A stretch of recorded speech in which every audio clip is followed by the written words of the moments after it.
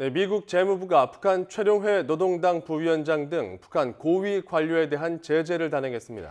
북한의 인권 침해를 이유로 들었는데 북미 대화가 지지부진한 가운데 이뤄진 조치여서 의미가 주목됩니다. 네, 워싱턴 특파원 연결해 보겠습니다. 김희준 특파원. 네, 워싱턴입니다. 네, 미국 정부가 추가 대북 제재를 발표했군요. 네, 그렇습니다. 미 재무부가 북한 최룡해 노동당 중앙위원회 부위원장을 비롯한 고위인사 3명에 대한 제재를 단행했습니다. 최 부위원장과 함께 북한의 정보기관장 격인 정경택 국가보위상과 박광호 선전선동부장이 제재 명단에 이름이 올랐습니다. 재무부는 북한의 지속적이고 심각한 인권 침해를 제재 이유로 들었습니다.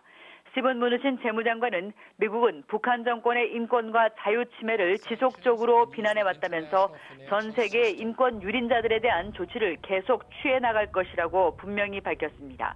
이번 제재는 북한의 인권 유린 등에 대한 대통령 행정명령에 따른 것입니다. 네, 그렇다면 이번 제재는 어떤 의미가 있을까요? 이번 제재 발표는 미국이 내년 초로 추진하는 북미 정상회담과 이를 위한 고위급 회담에 북한이 응하지 않고 있는 가운데 나왔습니다.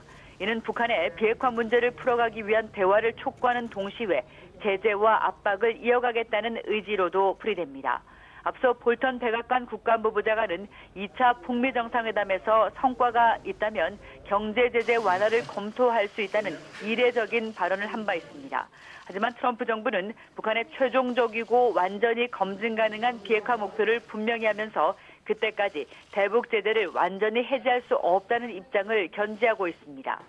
트럼프 행정부는 지난달 북한 석유 밀수를 도운 남아프리카 공화국 국적자를 제재했고 앞서 지난 10월에는 북한을 위해 자금 세탁을 한 혐의로 싱가포르 기업 2곳과 개인 1명을 제재하는 등 제3국의 기업과 개인들에도 제재의 칼날을 들이대 왔습니다. 미국의 독자 제재 대상에 오르면 미국 내 자산이 동결되고 미국과는 거래를 할 수 없게 됩니다. 지금까지 워싱턴에서 전해드렸습니다.